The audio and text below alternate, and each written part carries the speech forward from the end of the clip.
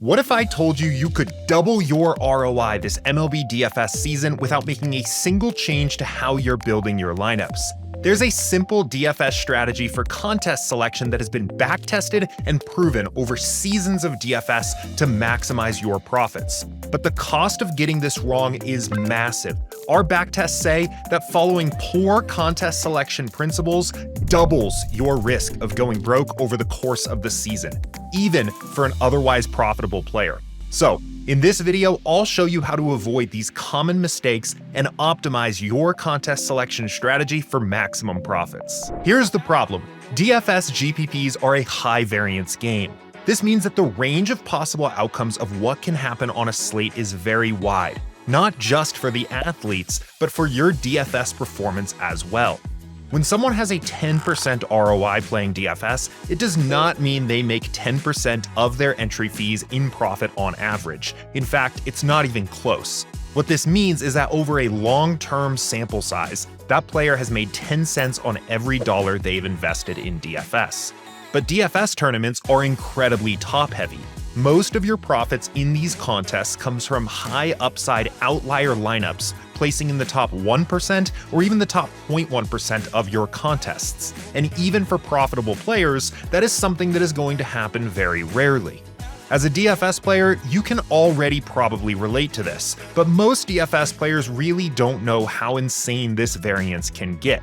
And we didn't either, so we tested it out. In the summer of 2022, we ran thousands of bankroll simulations of profitable DFS players to test out what the range of possible outcomes actually looks like, and the results are astounding. A profitable player playing every single day should only expect to profit, not win first place, not have a top 1% finish, just profit at all, about 6 days out of the month. And 90% of the average profitable player's profit for a season will come on just 1 to 2 slates out of the entire year. Now, if you had an unlimited bankroll, you wouldn't care. Profit is profit, and as long as it was achievable within some reasonable time horizon like a season or two of MLB DFS, you could lose all of your entry fees on every single slate on your way to the one big win that pays off your entire season. But I don't know about you, but I don't have an unlimited bankroll.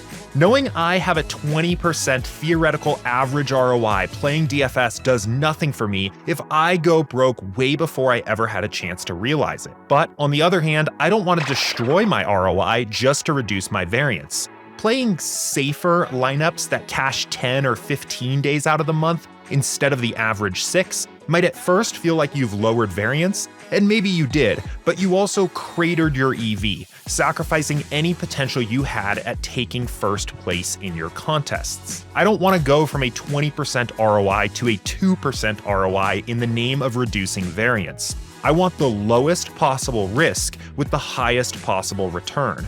So how do we do that? It comes down to how you allocate your bankroll by selecting DFS contests to play each slate. You've probably adopted a contest selection strategy at some point, but we weren't satisfied with the conventional answers to the problem of contest selection. Most of the typical strategies you hear about are either outdated, do you remember 80% cash, 20% GPP? Or they're just educated guesses on what to play, like playing single entry only contests, or our old system of maximizing effective entrants in your contests. We wanted to calculate, mathematically, the optimal contest selection strategy to maximize profit and minimize risk. So we did. By running contest simulations for different hypothetical DFS players allocating different amounts of their bankroll into different contests each slate, we were able to identify the optimal strategy that minimizes your risk while maximizing your ability to realize your profit over the course of the season. Here's how it works. First, stick to GPPs. Cash games might have been a viable way to offset variance in 2018, but these games have gotten tough.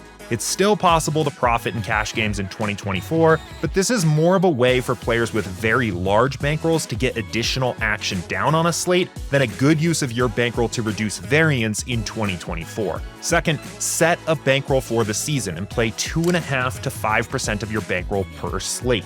If MLB is a top sport for you, you can play on the higher side of that range, but if you're new to MLB or you're particularly a little bit more risk averse, play on the lower side of that range. Third, play 25 to 50% of your action for a slate in single entry and 3 max contests, and the other 50 to 75% in 20 and 150 max contests, filling contests from lowest to highest entry fees. This is the meat of the strategy, so let me explain a little bit further. These 2 different contest types accomplish different goals in your overall portfolio. Single entry and 3 max contests are contests where you will likely have a much higher ROI. Because each user only gets 1 or 3 entries in these contests, the impact of highly skilled players is a lot smaller on the contest overall, and many entries will get filled by bad players. However, since you also only get 1 or 3 entries, it can take a long time to realize your expected profit. Think about it a bit like getting 1 at-bat against a terrible pitcher. 20 max and 150 max contests let you get a lot of lineups in play, but your lineups in those contests will have a lower expected ROI because the impact of 1 highly skilled player in that contest is greater. They're soaking up more of the lineups in the contest as a whole. But you having more lineups in play in these contests reduces your variance because you're getting more shots on goal. Think about this as like getting 20 or 150 at-bats against a decent pitcher. Filling contests from lowest to highest entry fee accomplishes 2 things. It lets you get many more lineups in play. While the $100,000 payday at the top of the main tournament often looks pretty juicy, getting 15 lineups into the $1 minimax is a much lower risk way to invest that same $15. It also lets you get your action down against the weakest opponents first. Both DraftKings and FanDuel restrict the top players from entering contests under $3, and focusing your entries in those contests first actually boosts your ROI. If a contest does not pay out what you're wagering in total for that data first, it's fine to skip it. There are a ton of small dime and quarter contests that open over and over and over again. It's not necessarily bad to play these, but the juice isn't often worth the squeeze. And finally, play a unique lineup into every entry you've entered into the slate. The whole point of this is to reduce your variance. Playing the same lineup in a single entry and a 150 max contest actually increases your variance rather than lowering it. Your highest scoring lineup might end up in your lowest entry fee contest following this strategy, and that's okay. It's just as likely to end up in your highest entry fee contest, and getting the profit out of that lineup and living to play another day is exactly the goal of this contest selection system. Now, at this point, you might be thinking, Jordan, this sounds great, but a big part of the reason I play DFS is for the sweat. How am I supposed to go from having a shot at $100,000 every night to playing for a few $1,000s every slate? And I get it. At some level, we're all looking for the adrenaline rush that a DFS sweat gives you. The DFS profit plan is designed as a framework you can follow with your bankroll to maximize your realized profit, but taking a few shots at a big payday here and there is totally fine. Here are 2 nuggets of advice I'll give you.